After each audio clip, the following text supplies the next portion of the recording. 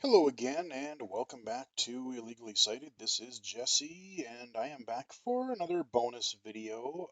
Just kind of another update and ramblings video, but I have a few different topics I just kind of want to chat about a little bit about here today. So we'll just get started. Um, Again, if people are new to the channel, I know we've had a few new subscribers lately, which very much appreciated. Thank you for that. Um, I do unlock videos every Monday, Wednesday, and Saturdays, and Mondays are currently stream archives.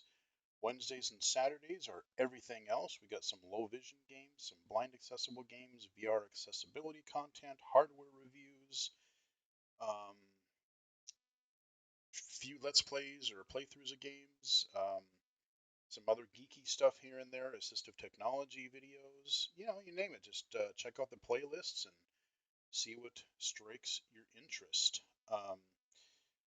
So as far as like future channel videos, definitely have a lot of things coming up here, hopefully in the near future. Definitely, of course, we've got I've got a lot of game videos already recorded. Some I still want to get recorded. Um, I did get my Apple Watch Series 8, and I got it. When did I get it? It was this like the 16th, I think is when it came. So I've had it almost a week, and I have been using it and doing, trying different features that it has.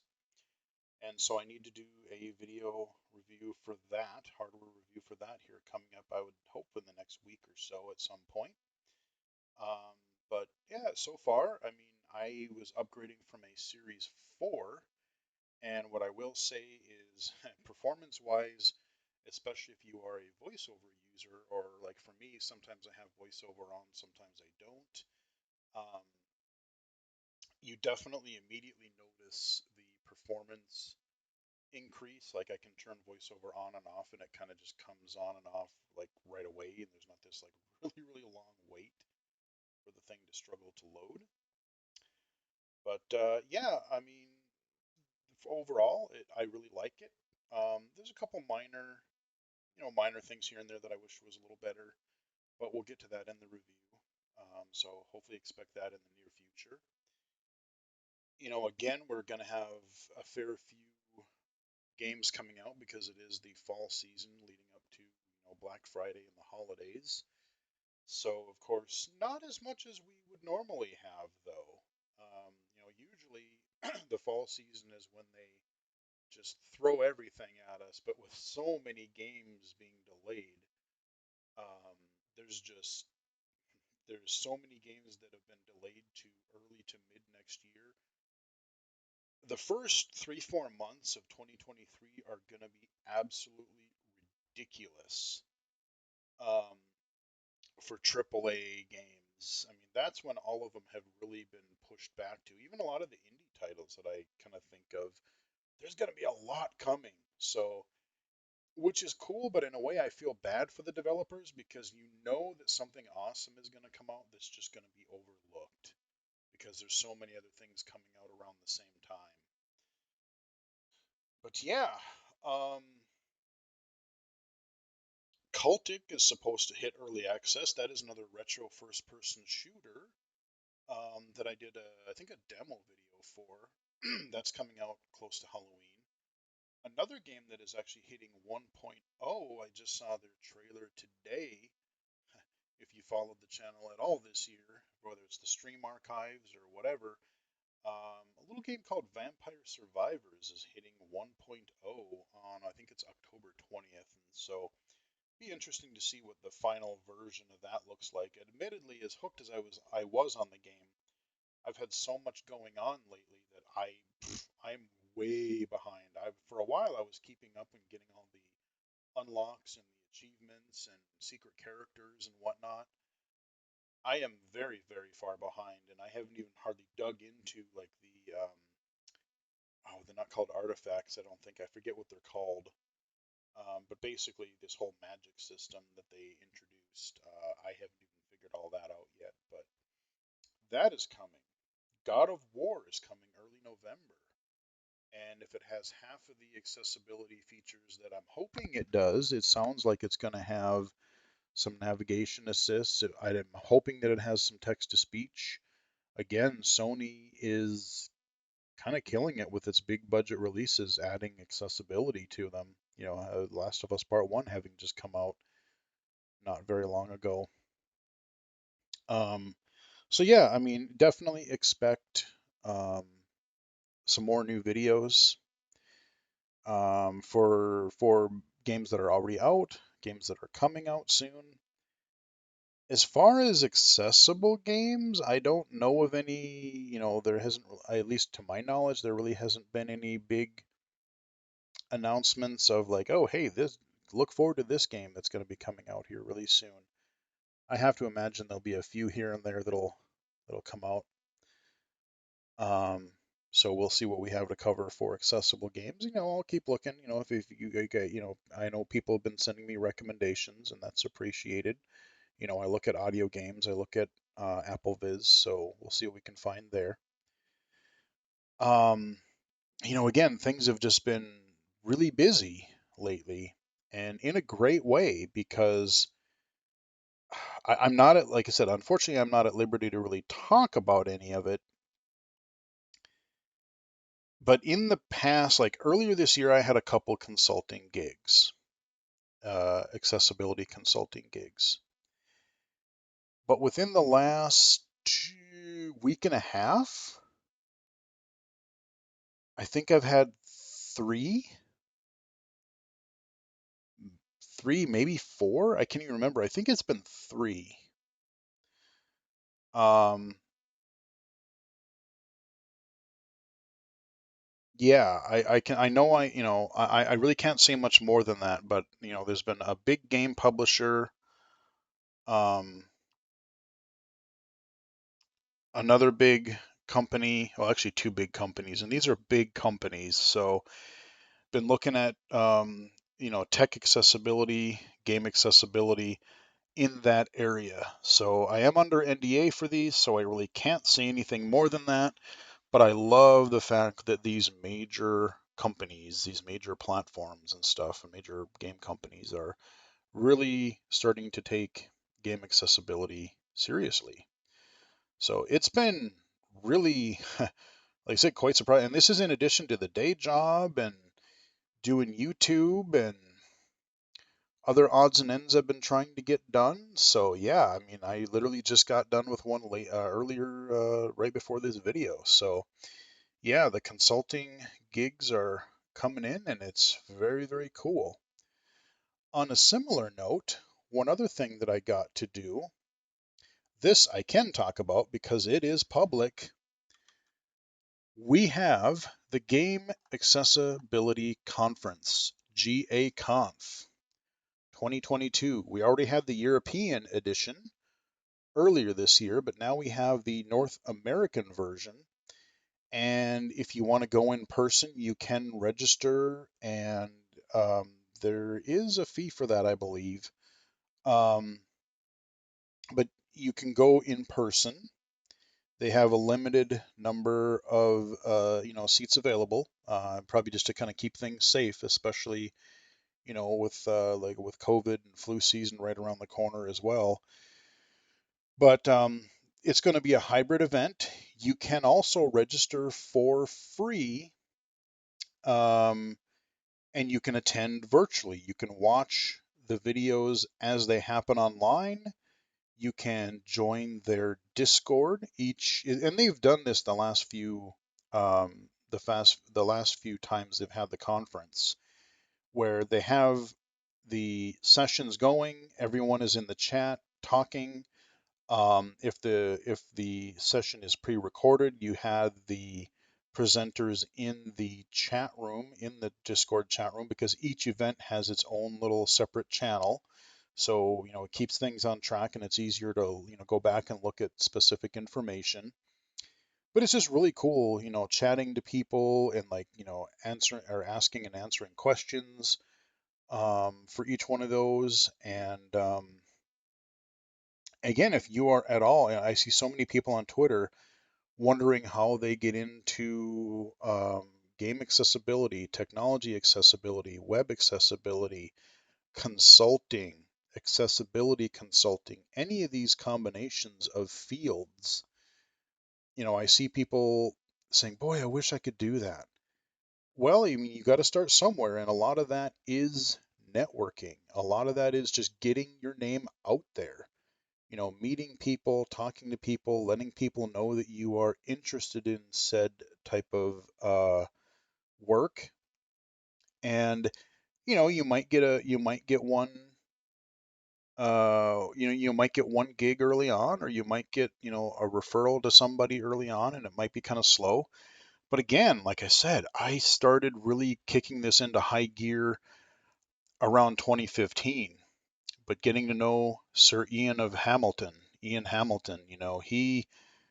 really helped me kick this sucker off. And, I've made connections, um, having just all my YouTube videos. I've done presentations, if there are conferences, be it in person or virtual, that are looking for people to do, presentations. And if there's something you know a lot about or feel passionately about, or, any number of things, check into it. Maybe they're looking for somebody. Like I said, I don't even remember how it came to be, but one of my first ones I really remember was the ID24 conference in 2017. I did that session on virtual reality accessibility, and the information in that talk is still pretty much just as relevant now as it was back then. The only real difference is that we do have standalone headsets out now, and some of the worries and concerns that I had about potential standalone VR headsets were actually founded, because they definitely have those issues and then some. So, just getting to start, doing that, and like showing that um, you've done these types of either professional appearances or sessions, or if you've spoken somewhere, if you can write well, start up a free website, start up a blog, um, any number of things that you can do to just get some of your work out there, whether it's you know talking into like a podcast forum, doing a video, writing, reaching out to people that are looking for speakers at conferences and things. And the fact that, I've been doing this YouTube thing for over 10 years now. And, like I said, about 5 years in is when I really, I had a pretty good idea from the start, but, a couple years in, and once I was able to start recording the mobile videos, I found different ways to, in the beginning, Apple made it hard, especially for PC users, to record iOS or iPad OS footage. But now that's way easier, and so that has helped a lot and has helped me get viewers and subscribers and things like that. But um, yeah, it's just, if you're interested in game accessibility, tech accessibility, getting your name out there, if you're interested in consulting work, especially since attending virtually is free, the Game Accessibility Conference is a great place to start. I know I just listened to one of the recent episodes from Theory of a Blind Man, and Joe Quirk has been on there from Mental Vision a few times, and they're talking about his stuff, and like he wants to network and meet people and stuff, and if you're serious, that's what you got to do. You got to start going to these conferences. You got to, like I said, being in the Discord, reaching out to other developers. If you hear them during a session, if you hear them speaking on the topic that sounds interesting, and, being able to reach out to them, just like some people have done for me, like Joe reached out to me a while back when he was starting this Mental Vision games adventure. But, and you have to be professional. You know, that's the other thing is you don't have to be formal, really formal and dry and stuffy, because nobody likes that either. But you know, you do have to be professional. You have to speak well. You have to write well if you're going to do written content. Um, you know, you don't really want to badmouth, um, you know, other developers or, you know, I mean, you can criticize, but you have to be constructive about it. Um, that type of thing. But yeah, GAConf, Game Accessibility Conference. This is a great networking opportunity, great way to learn about accessibility, all that kind of stuff. I will put a link in the description to this page here, and all of the speakers, all of the sessions have been confirmed for this October's Game Accessibility Conference. And this is how big it is. It's gone from 1 day to 2 days. And it's been that way for about a year, year and a half. And that's awesome because it just means there's that much accessibility content to talk about. Like I said, I think it's been that way. I don't remember what the first conference was. I don't remember if it was a European one or if it was last North American GAConf that started 2 days. When I went down to San Francisco in person in 2019, it was still a 1 day conference. Even that was awesome. But shortly thereafter, yeah, it's been 2 days. So October was it 24th and 25th. Mark those days on your calendar, and they will get more information to you if you're attending virtually, so you can get in their Discord channel and view stuff live. And if you can't join on those days, again, they're especially nowadays, they're doing a lot better job of getting the videos of each session. They're pretty much up almost right away. So you will be able to watch them archived if you're not able to attend live.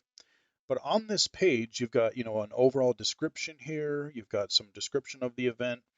You have two links, a few paragraphs down. You've got your overall schedule and list of speakers, so you can kind of look at each session because, like I said, all of these sessions have been confirmed now. Um, and there's actually the full schedule is up for each day. You can go in and look who the speakers are. You can look at what the sessions are about. And then there's, of course, a registration thing. So if you want to go in person, you can do that. If you want to attend virtually, you can do that as well. I have already registered virtually. And if we click this handy dandy little link here with the schedule, you notice I teased this on an earlier video, but where is it? Let's see. It is accessibility on the go.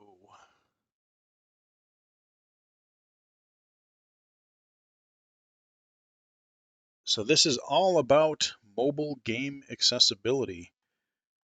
And yours truly is part of this panel. We recorded the session already. It was a pre-recorded deal. We did that over this past weekend. And so it is good. We're locked in. And you will hear us talk about mobile accessibility and our experiences with it. We've got, like I said, there are 4 of us here. And that is just one of the sessions that we have. And like I said, there's 2 days worth. So you want to hear me babble more about game accessibility? You want to hear there's going to be sessions from Naughty Dog on The Last of Us 1. They've got some AAA developers. You got some, I mean, there's all kinds of great stuff here. Um, the the uh, the Game Accessibility Conference has become along like when E3 was happening, when E3 was a bigger thing, the Game Accessibility Conference has really become one of my main highlights of every year now. Both the European and the North American one, you know, along with things like Realms Deep and stuff like that. So, you know, again, if you're interested, if you want to do this consulting thing and you just really haven't really done anything about it, it's a great place to start looking. I've met loads of great people. through there. So definitely worth a look. So that is my kind of cheap plug about the Game Accessibility Conference, not just for myself, but just because it's an awesome conference. Um, that is coming up in October. So again, if you're, I highly recommend registering for it. I will put a link in the description below. And I think that's about it for like major events going on that I can think of. I might have one or two stray things coming up here that I may have one or two more little consulting gigs, but I'm not sure yet. But yeah, it's been and probably going to be a busy time, probably through October. And then we do have to talk about a couple other little gaming stories and just things I have a few thoughts on. We literally just learned today, earlier this afternoon, that Google has decided that it is going to be slowly shutting down Google Stadia. January 18th, I believe, is the last day they're going to keep the servers for Stadia alive. And so they're going to be winding down. And I've tried Stadia. Technically, I think it works. Like, yeah, you could tell there was a little bit more lag, especially if you were playing something a little more action heavy. But I remember playing a couple of games. They had a couple freebies early on that I had picked up just to try them, and I think they had a ridiculous deal at one point where you could get like it was either a month or 3 months of Stadia, and you get a game controller, and it was discounted like super cheap. And I bought it, and so I don't remember where the hell I put it, but I think I have a Stadia controller here somewhere, and it worked.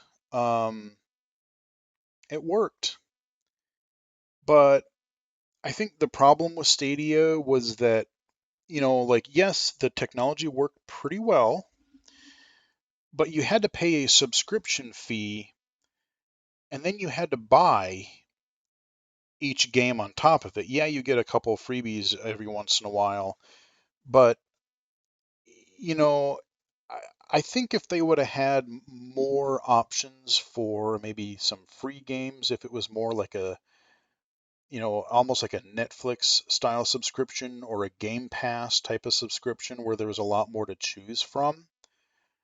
Because if you're paying a monthly fee and then you have to buy the game in addition to that, now I understand people don't always have the highest hardware out, the latest hardware out there, and so streaming may be easier than having a modern console or a really high-end gaming rig PC.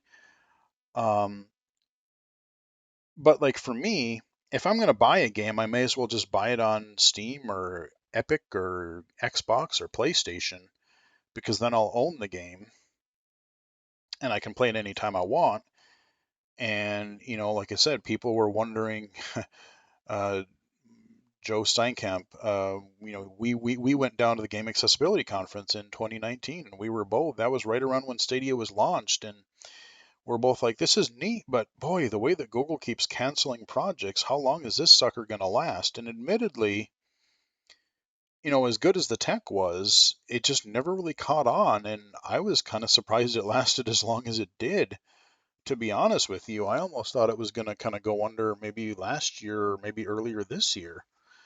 Um, I mean, it sucks for all the developers that were working on it because, like I said, I think it actually worked. And the other problem that not just Stadia has, but all these cloud streaming services, and now you even got this Logitech streaming handheld device. I can't even remember what it's called, like Stream Cloud or something. I can't even remember what it's called. It's kind of like a Steam Deck size device. But, if you're streaming Xbox or through NVIDIA or, any number of these things, Luna, Amazon Luna, the other problem is these damn internet service providers. Games are not just movies. You're going to be like, if you're playing a big game, you're going to be streaming that a lot longer than a movie. And People have bandwidth caps. I know I definitely discovered mine.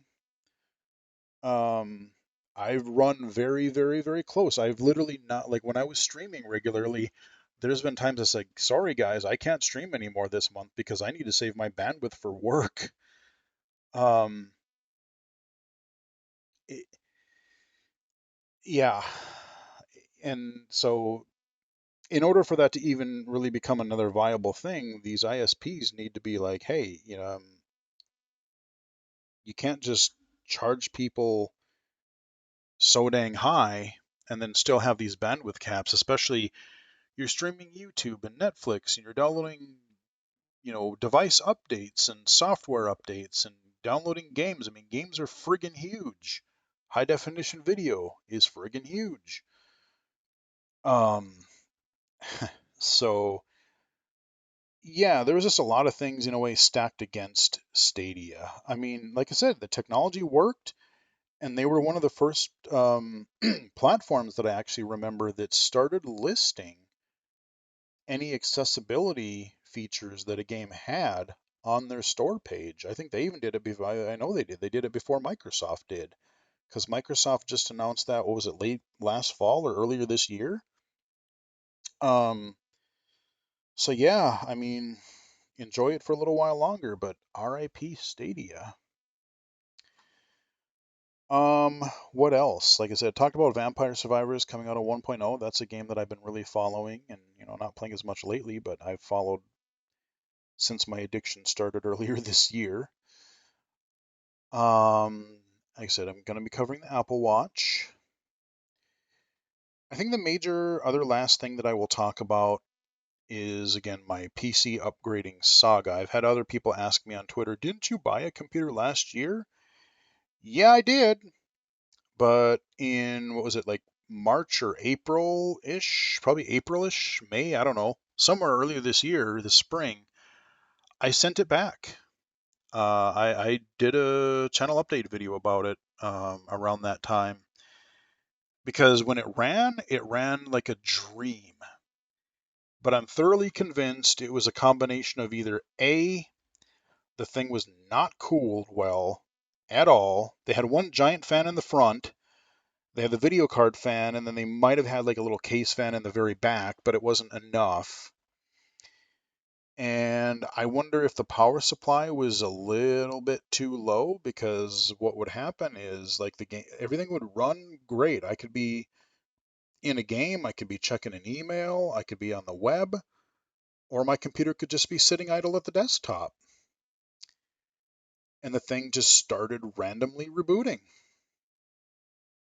And I'm really convinced that the parts that were in there were good, but it needed a bigger case, it needed better cooling, and I think it probably needed a better power supply. And so I fought with HP on it for like a month or a month and a half, and it even totally crapped out on me to the point where I had to send it in so they could replace the motherboard.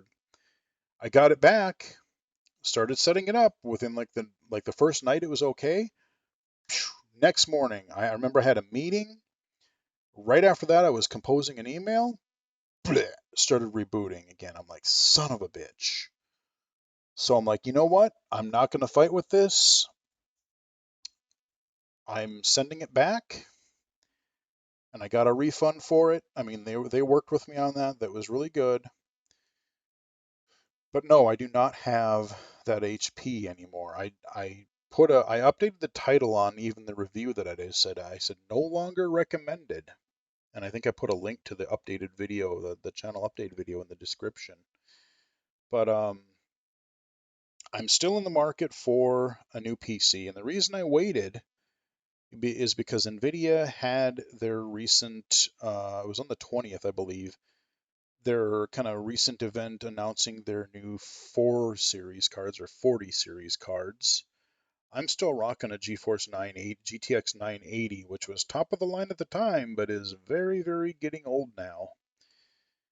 Sadly, even to the point where if I stress my current machine, it runs great for what it is, but I try to play Metal Hellsinger. I recorded that video for you guys, and holy criminy, I had my headphones on loud when I was recording that, and so I didn't hear anything. But when I took my headphones off, I'm like, oh dear, that's not good. My computer, it wasn't that the fans were just running loud. It was that they were making just this horrific, almost like a grindy noise, and it like sounded like they were gonna die. And I'm like, okay, I've had that happen when I tried one other game a while back, even when Riley was up here. There was one or two games that would cause that. And I'm like, okay, we're definitely not going to play that on this machine anymore because I can't afford, I use my computer way too much to have it go to crap until I have a new one. So, unfortunately, no more Metal Hellsinger until I get a new computer. But yeah, my old 980 is just not cutting it anymore. And I was waiting to hear what NVIDIA announced during their fall event, and I have mixed feelings. I really do. So, for anyone who is looking at a new rig, and if you are not like, if you're going to play, let's say you're totally blind and or you're very low vision and you're really going to be playing primarily audio, you still, if you want to play certain games, you will still need a fairly decent video card because even though you can't see it, the game still has to run. Like if you wanted to play, let's say, Spider-Man, if you wanted to play, if there's a PC port of The Last of Us that comes out eventually, if you want to play that, you're still going to need a pretty reasonable video card to be able to run it. So you won't need the high end because you don't care about running in 4K and you don't worry about I need to run it at 120 frames a second at 4K and blah, everything on high. Um, but you will need enough of a video card just to be able to even play it. So you don't need the high end. Like you could get by, like if especially now, the crypto market has kind of taken a crap. Yay! So video card prices have actually come down quite a bit again. You can actually find a current gen video card for around retail price or even lower. And part of me wants to do that. Part of me is like, I could just get a 3080 again. I mean, that ran great on the HP when I had it. Um, and you would be fine with that. You could even go, I think you would be fine even with like a 3070.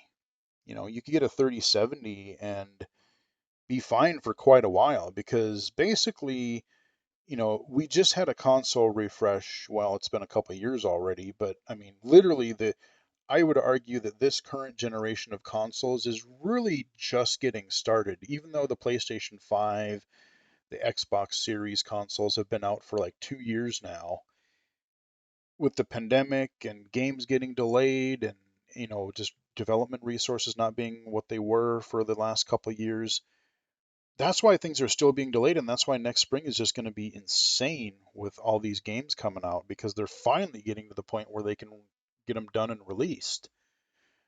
So I would argue like right now, early next year is going to be when the console generation really takes off. And, you know, yeah, you have a PC, but everything is going to be designed, or a lot of things are going to be designed for multi-platform. So your consoles, developers are going to be designing around roughly the specs of your current gen consoles, and we probably won't get another console generation for another 2 3 years. I mean, maybe we'll get a mid-generation spec bump like we did the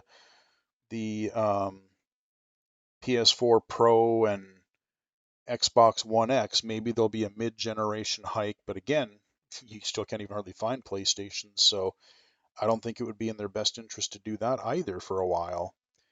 So as long as you have something that like meets or exceeds the current console generation, you'll be able to play anything for at least a few years again. And for me, because I'm not only am I playing games, but I'm recording videos, I'm doing streams sometimes, and I'm starting to do more consulting work, both for games and VR. So I need a fairly beefy system to be able to handle and do all this stuff And I'm also not one of these people who, like enthusiast people who upgrades their machine every time a new part comes out. So, oh man, I need to get this new processor. Oh, I need to get this new video card or whatever every, 2 years. I got the machine I'm running right now in 2015. And, yeah, it's got its issues. But it's hanging in there. It's been a very, very reliable, faithful machine. I am very happy with it. But 2015 to 2022, that's a long run. So if I can, part of me wants to get a 40 series card because then that means I can use that computer theoretically for even longer, a little bit longer than I could a 30 series generation card. But the downside to that is that the 40 series cards are going to be a wee bit on the spendy side. The 4090, which I will definitely not be getting, is like $1,600. I mean, this card is just stupid ridiculous, though. I mean, it's got like 24 gigs of RAM in it. My computer doesn't even have 24 gigs. My computer and video card, I think my video card has 4 gigs of RAM in it right now. So I don't even have, my whole setup right now doesn't even have 24 gigs of RAM. And the video card in the 4090 has 24 gigs of RAM. And they're doing something different with the 4080, which is what I would consider getting. But I've been reading a little bit more into that, and I have mixed feelings on that too. It's not just one 4080.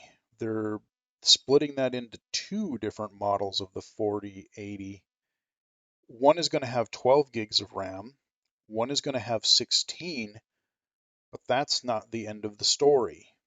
The other piece to that is that there are fewer, basically, they call them CUDA cores. I'm not even going to try to explain that because I'm not sure I could. But basically, the processing power and everything from the 12 gig to the 16 gig version of the 4080 is fairly different. So what they almost did, because if you compare, like I was watching a couple videos and reading a couple things the other day, and from the 4080 to the 4090, these cores, they go from, it was like 16, no, it was like 9,000 something to like 16,000. So you got this giant gap. But then you get it was like a 7 to a 9,000 gap between the 4080s that had the 12 to 16 gig RAM in them.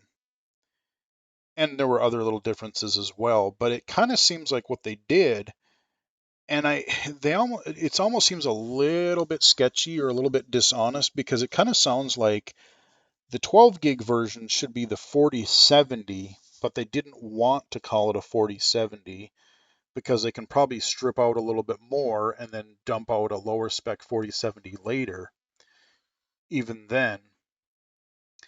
And that gap between the 16 gig 4080 and the 4090, you go from 9 to 16,000. That's a huge gap, and so they can probably release a 2080 Ti, or not a 4080 Ti later on. That's kind of their beefiest 4080 if you don't want to go quite the ridiculous 4090 route. So I don't know. I mean, I kind of want to wait and see what the reviews are like. I kind of hope that some sites are going to start getting these cards a little bit early because the 4090 comes out in October, middle of October. I forget the date. And the 4080 series is supposed to come out mid-November.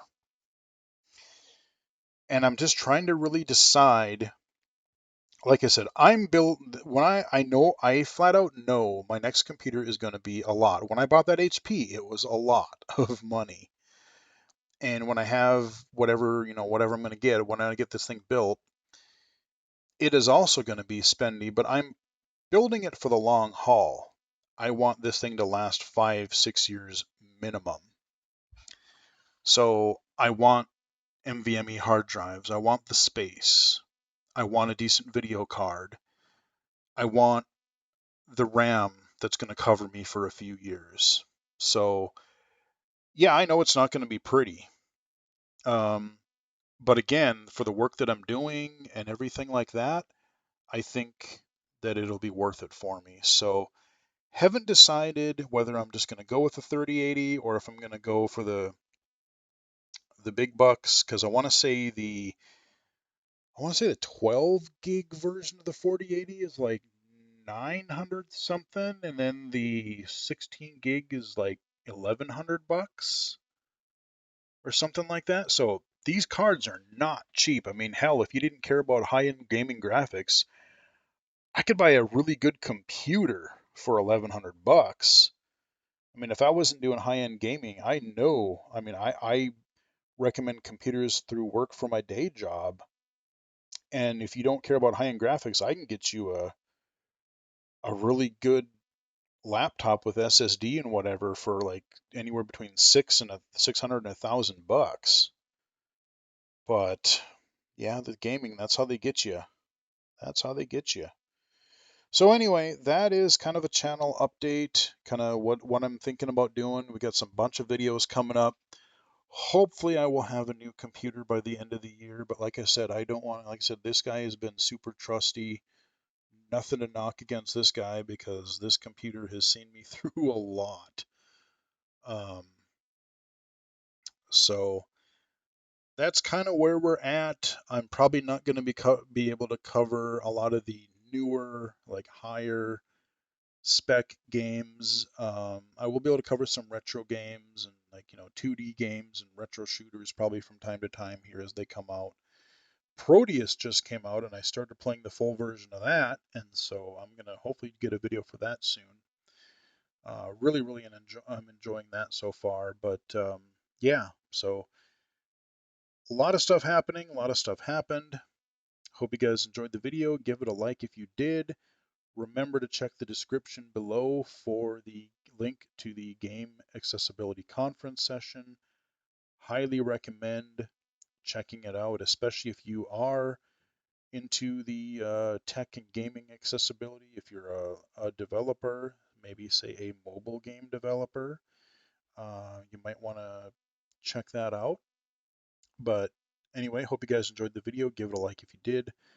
Follow me on Twitter at BGFH79, twitch.tv/illegally cited, which I did do a stream last Saturday. It was a little late, but I did a stream. So I haven't given it up completely. And you can follow me at illegallycited.com and also right here on YouTube. So until next time, I will chat with everybody again later.